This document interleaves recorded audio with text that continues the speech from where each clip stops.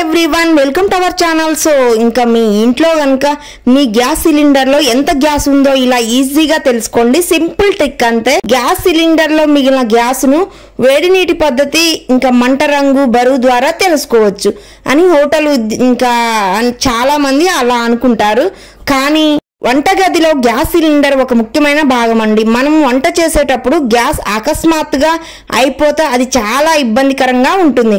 ముఖ్యంగా హడావుడిగా ఉన్న సమయంలో లేదా అతిథులు వచ్చినప్పుడు కానీ బిజీగా స్కూల్ పిల్లలు కానీ మనకి కిడ్స్ అయితే ఫుడ్ అడిగినప్పుడు ఈ సమస్య అయితే ఎక్కువగా ఎదురైతే చాలా కష్టం. అయితే గ్యాస్ సిలిండర్ లో ఎంత గ్యాస్ మిగిలిన ఉందో ముందుగానే తెలుసుకునేందుకు కొన్ని సులభమైన పద్ధతులు కూడా చాలా వరకు ఉన్నాయి. గ్యాస్ సిలిండర్ గ్యాస్ ని తెలుసుకోవడానికి సులభమైన మార్గాలు వేడి నీటి పద్ధతి అండి. ఒక చిన్న పాత్రలో కొద్దిగా నీటిని గోరువెచ్చగా చేయండి. అది మరిగేంత వేడిగా ఉండకూడదు. ఆ నీటిని సిలిండర్ బయట భాగంపై నుండి కిందికి నెమ్మదిగా పోయండి. కొన్ని సెకండ్ల తర్వాత మీ చేతితో సిలిండర్ ను తాకాలి. గ్యాస్ ఉన్న భాగం చల్లగా ఉంటుంది, గ్యాస్ లేని భాగం సాధారణంగా వేడిగా ఉంటుంది. గ్యాస్ లేని భాగం సాధారణంగా వేడిగా ఉంటుంది కాబట్టి సిలిండర్ లోపల గ్యాస్ ద్రవ రూపంలో ఉంటుంది. అది ఆవిరైతే చల్లగా మారుతుంది. ఇది గ్యాస్ ఎంత ఉందో తెలుసుకోవడానికి చాలా సులభమైన మార్గం అండి. రెండవది వచ్చేసి మంట రంగును గమనించండి. మీ గ్యాస్ బర్నర్ ను ఆన్ చేసినప్పుడు వచ్చే మంట రంగును గమనించండి. గ్యాస్ సిలిండర్ గ్యాస్ పీడనం తగినంతగా ఉన్నప్పుడు మంట సాధారణంగా నీలం రంగులో ఉంటుంది. కానీ గ్యాస్ అయిపోవడానికి దగ్గరలో ఉన్నప్పుడు మంట రంగు నారింజ లేదా ఎరుపు రంగులోకి మారుతుంది. గ్యాస్ పీడనం తగ్గడం వల్ల ఈ రంగు మార్పు వస్తుంది.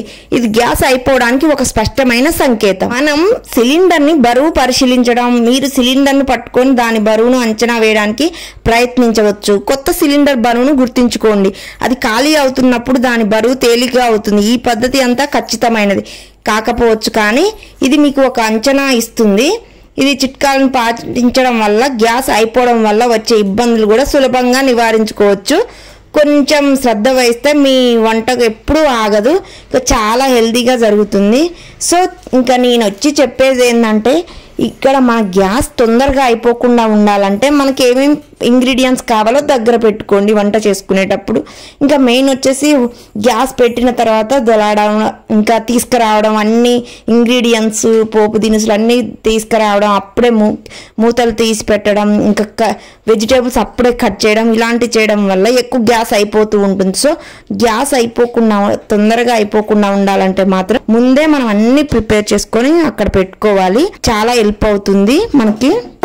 వంట చేస్తున్నాం అనగానే అన్ని ప్రిపరేషన్ చేసుకుని దగ్గరగా పెట్టుకోవాలి. ఇంకా మనం అక్కడి నుంచి అందుకోవడం ఇక్కడి నుంచి అందుకోవడం మంట వేస్ట్ అవుతుంది. లో ఫ్లేమ్లో పెట్టి మాత్రమే కర్రీస్ అయితే చేయాలి. ఎక్కువ గ్యాస్ వేస్ట్ అయిపోతూ ఉంటుంది. సో మూత పెట్టాలి. ఏ కర్రీస్ అయినా వండేటప్పుడు మూత పెట్టాలి.